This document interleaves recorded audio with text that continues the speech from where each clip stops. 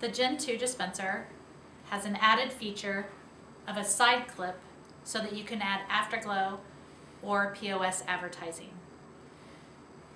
The side panel is able to take an AfterGlow strip and slide in. Once it's in place, there's 2 holes on the side of the dispenser that you snap the AfterGlow panel in.